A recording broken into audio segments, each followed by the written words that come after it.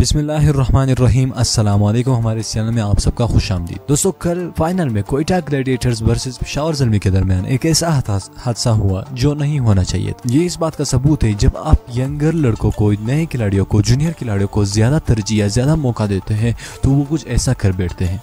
यकीनन हम इमाम उल हक की बात करने जा रहे हैं।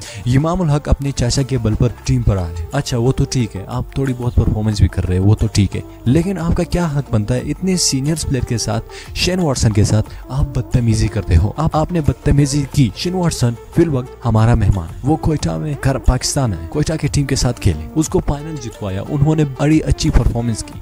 उन्होंने PSL में कामयाबी के पीछे फॉरेन प्लेयर्स का हाथ सबसे ज्यादा है। इस बात की गवाही बिल्कुल पाकिस्तान के वजीर आजम शाहिद अफरीदी और सब बड़े क्रिकेटर्स कह रहे हैं कि पाकिस्तान में इंटरनेशनल क्रिकेट के बहाली के पीछे फॉरेन प्लेयर्स का हाथ। तो आपकी क्या हक बनता है, आपकी क्या वैल्यू है, आप उनके साथ बदतमीजी कर रहे हो। तो आपने बदतमीजी की, अब आपको उसका खमियाजा भी भुगतना पड़ेगा। PCB के चेयरमैन एहसान मानी ने फौरन इमाम उल हक को हुक्म दिया कि आप फौरन ट्वीट करके शेन वॉटसन से माफी मांगे।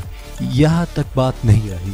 एहसान मानी ने कहा, आप पहले शेन वॉटसन से माफी मांगे, उसके बाद हम आपका सोचेंगे कि आपके साथ क्या करना है।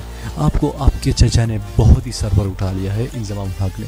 जी हाँ दोस्तों, एहसान मानी जो कि इमरान खान ने अब पाकिस्तानी टीम के चेयरमैन बनाया है, वो इमाम उल हक पर भड़क उठे। अब देखना यह है कि एहसान मानी इमाम उल हक पर कौन सी पाबंदी आयद करते हैं। शायद उस पर ऑस्ट्रेलिया की सीरीज की पाबंदी लग जाए और शायद उस पर वर्ल्ड कप की भी पाबंदी लग जाए।